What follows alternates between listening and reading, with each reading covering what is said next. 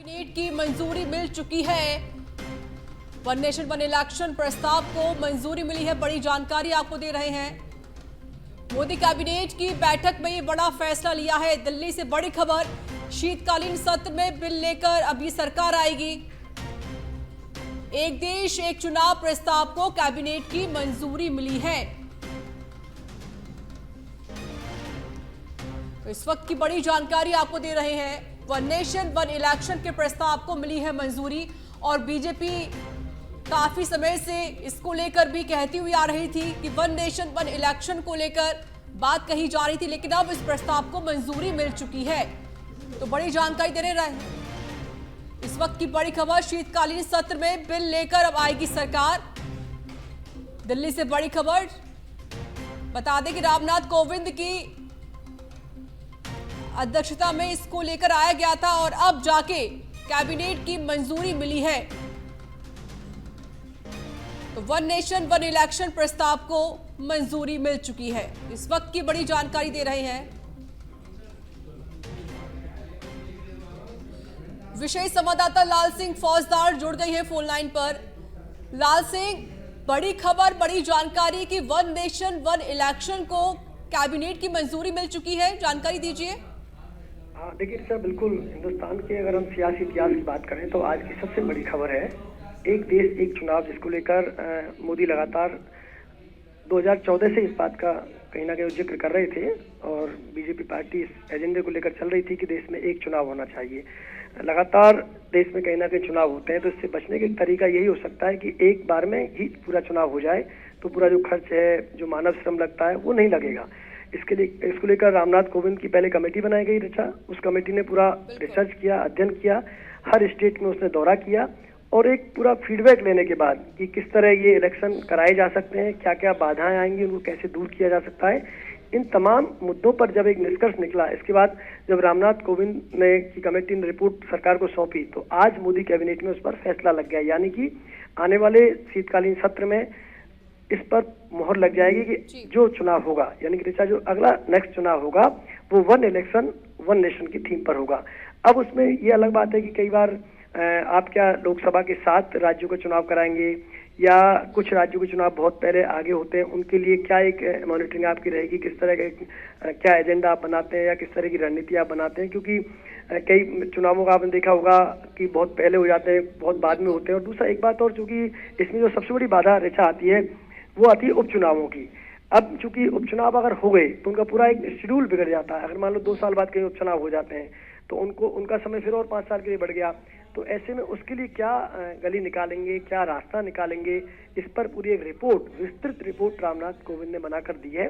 इन तमाम पहलुओं पर जो एक आम व्यक्ति से लेकर सियासत से जुड़े लोगों के जहन में आ सकता है कि वन इलेक्शन वन नेशन अगर होता है तो ये दिक्कतें आ सकती हैं, इन दिक्कतों का समाधान कैसे किया जाएगा, उन एक एक दिक्कत पर गंभीर चर्चा हुई है। भी बहुत सारी हो सकती हैं, वो इसलिए क्योंकि देखिए 2025 में दिल्ली में विधानसभा का चुनाव होना है, झारखंड में भी देखिए अभी चुनाव होना है विधानसभा का, और अभी 2024 लोकसभा के चुनाव हुए हैं। तो किस तरीके से अब इसको तैयार किया जाएगा, क्या रणनीति बनाएगी अब बीजेपी सरकार? बिल्कुल यही है, मैं यही कह रहा था, क्योंकि अभी हरियाणा के चुनाव होने हैं, इसके बाद चूंकि ये चुनाव तो शेड्यूल है, 5 साल पूरे होंगे, चुनावों कराने पड़ेंगे, तो उसके लिए क्या रास्ता रहेगा, क्या चुनावों को थोड़ा आगे पीछे किया जाएगा या फिर इनका समय, जो एक संवैधानिक व्यवस्था हो सकती है, जो व्यवस्था संविधान देता है, मान लो विशेष परिस्थितियों में आपको हो सकता है कुछ विधानसभाओं कार्यकाल कम करना पड़े, कुछ विधानसभाओं कार्यकाल बढ़ाना पड़े, 6 महीने की शायद संविधान भी परमिशन देता है। लेकिन खैर, क्योंकि इस कमेटी के गठन करने का मकसद ही यही था ऋचा कि ये तमाम जो पहलू हैं उन पर गंभीरता से विचार किया जाए, कोई संवैधानिक बाधा नहीं आए, क्योंकि कल जब आप सदन में इसको पेश करेंगे तो आपको विपक्ष के एक एक सवाल का जवाब देना होगा। और जैसे कि आपने सवाल किया, ये भी एक अपने आप में सवाल है, क्योंकि जिन राज्यों के चुनाव अभी हो रहे हैं उनका कार्यकाल होने में 5 साल बाद चुनाव होंगे, देश 2029 में चुनाव जाएगा। तो ऐसे में तमाम जो राज्यों के एक साथ कैसे कराएंगे या लोकसभा के 7 चुनाव कैसे कराएंगे, तो या फिर किस तरह का एक आपका पूरी जो तैयारी है वो कैसे रहेगी, इन तमाम बिंदुओं पर चर्चा हुई है। और इन तमाम जो दिक्कतें हम इनकी चर्चा कर रहे हैं ऋचा, उनका कोई ना कोई एक रास्ता निकाला है रामनाथ कोविंद ने, तभी तो एक लंबा समय लिया है। हर राज्य में उन्होंने अध्ययन किया है, इस बात का भी अध्ययन किया है।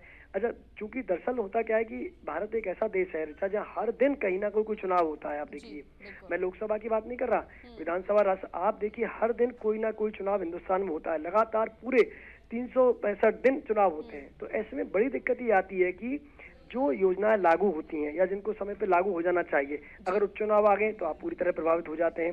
फिर कोई राष्ट्रीय एजेंडा होता है, पूरे लागू करना होता है, तो जहाँ चुनाव हो रहे हैं वहाँ उसको लागू नहीं कर सकते क्योंकि वहाँ आदर्श आचार संहिता का उल्लंघन हो जाएगा। तो ऐसे में कहीं ना कहीं ये लगातार हो रहे चुनाव आपके बढ़ते विकास के कदमों में बाधा तो थे, इसलिए उनको दूर करने का प्रयास किया गया। और निश्चित रूप से अगर वन इलेक्शन वन नेशन होता है ऋचा, तो इसमें तो कोई दो राय नहीं है, आपका पैसा बचेगा, आपका श्रम बचेगा, आपकी योजनाओं के लिए आपको समय रहेगा, उनको लागू करने के लिए आपको पूरा समय मिलेगा, तो पूरी मॉनिटरिंग आपकी रहेगी। तो देश के लिए एक अच्छा एक कदम कहा जा सकता है। लेकिन आगे जब इस संसद में इसको रखा जाएगा उस समय विपक्ष किन मुद्दों के साथ आता है, सरकार क्या रास्ते निकालती है। लेकिन आज की इस लिहाज से बड़ी खबर कह सकते हैं कि मोदी कैबिनेट में वन नेशन वन इलेक्शन प्रस्ताव को मंजूरी मिल गई है। बिल्कुल जाहिर है लाल सिंह, देश में अगर एक साथ चुनाव होते हैं तो कहीं ना कहीं राह भी आसान होगी। हालांकि अभी मुश्किलें खड़ी हो सकती हैं क्योंकि आपने भी जिस तरीके से जिक्र किया कि हमारा ऐसा देश है जहां पर हर रोज चुनाव जैसी स्थिति देखी जाती है। कई छोटे चुनाव होते हैं, कई शहरी चुनाव है, तो कहीं ग्रामीण भी चुनाव होते हैं, पंचायती चुनाव भी किए जाते हैं। यानी कि चुनावों का जो पूरा साल है ऐसे ही निकलता है, जिस वजह से आचार संहिता लगती है और जो योजनाएं होती हैं वो जनता तक नहीं पहुंच पाती हैं। लेकिन लाल सिंह, चुनौती बहुत बड़ी है बीजेपी के सामने, चुनाव आयोग के सामने, कि कैसे उसको अब आगे लेकर जाया जाए और किस तरीके से विपक्ष जो हमलावर होगा उसका सामना ये सरकार करेगी। देखिए, विपक्ष के हमले तो होने हैं ही ऋचा, लेकिन सबसे बड़ा सवाल है कि एक साथ चुनाव का मतलब आप समझिए, कितना फोर्स आपको चाहिए, कितने ईवीएम मशीन आपको चाहिए, कितने संसाधन आपको चाहिए। इस पर पूरी एक रिपोर्ट तैयार हुई है। तो ये निर्णय बड़ा है और चुनौती भरा है, क्योंकि अब आप देखिए अलग अलग जब राज्यों में चुनाव होते हैं तब भी आप अलग अलग राज्यों से फोर्स को डिप्लॉय करते हैं। कई राज्यों में चुनाव आपको 3-3-4 चरणों में कराने पड़ते हैं। वजह इसके लिए क्योंकि एक कानून व्यवस्था का इश्यू आ जाता है, कहीं नक्सलाइट की समस्या होती है, कहीं कानून व्यवस्था एक बड़ा इश्यू बनकर आता है। तो ऐसे में जब एक राज्य में ही आपको चुनाव 2-2, 3-3 चरणों में करवाने पड़ रहे हैं, ऐसे में संसाधनों को जुटाना, इतनी ईवीएम की व्यवस्था करना, फोर्सेस की व्यवस्था करना, संसाधनों की व्यवस्था करना, क्योंकि एक समय में एक चुनाव, और मान लीजिए कि अगर लोकसभा के साथ सभी राज्यों के चुनाव कराए जाते हैं तो कितना बड़ा मानव श्रम इसमें लगेगा, कितने अधिकारी कर्मचारी इसमें लगेंगे, कितनी फोर्सेज इसमें लगेगी, कितनी मशीनरी इसमें लगेगी। तो ऋचा अपने आप में, लेकिन इसका एक अध्ययन किया गया, ये रिपोर्ट जो तैयार की है रामनाथ कोविंद की रिपोर्ट, इसमें तमाम पहलुओं का जिक्र है कि अगर एक, क्योंकि आपने घोषणा तो कर दी कि वन इलेक्शन वन नेशन को हरी झंडी दे दी, लेकिन जो संसाधन की रिक्वायर है वो आप कैसे करेंगे, कब तक पूरा करेंगे, वो एक बड़ी चुनौती है। फोर्सेस की व्यवस्था आप कैसे करेंगे, क्योंकि अब तो राजस्थान में चुनाव है तो हरियाणा से मंगा लेते हैं, अब हरियाणा में चुनाव हो रहे हैं तो कई आसपास के राज्यों से आप फोर्स मंगा लेते हैं। लेकिन जब पूरे देश में ही चुनाव हो रहा होगा, लोकसभा का अलग हो रहा होगा साथ में और राज्यों के चुनाव साथ में हो रहे होंगे, तो उस समय आप अंदाजा लगा लीजिए, क्योंकि दुनिया का सबसे बड़ा लोकतंत्र है, दुनिया का सबसे बड़ा ऐसा लोकतंत्र है जहाँ सबसे अधिक व्यक्ति अपने मत के जरिए सरकार को चुनते हैं। तो ऐसे में एक बड़ी चुनौती है, लेकिन हाँ, इसको एक रिवोल्यूशनरी स्टेप हम कह सकते हैं, क्रांतिकारी कदम कह सकते हैं। और अगर ये जमीनी धरातल पर उतरता है तो हिंदुस्तान की आने वाली कल की सियासी तस्वीर को बदलने में बड़ी अहम भूमिका निभाएगा। जी चलिए, बहुत बहुत शुक्रिया आपका लाल सिंह फौजदार, अधिक जानकारी देने के लिए।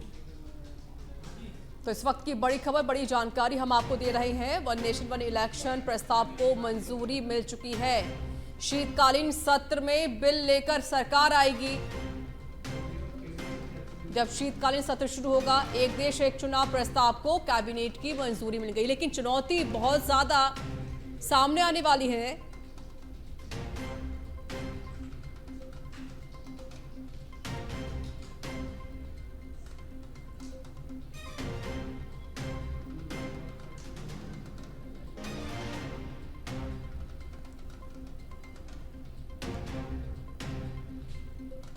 तो मोदी कैबिनेट की बैठक में ये बड़ा फैसला लिया गया है।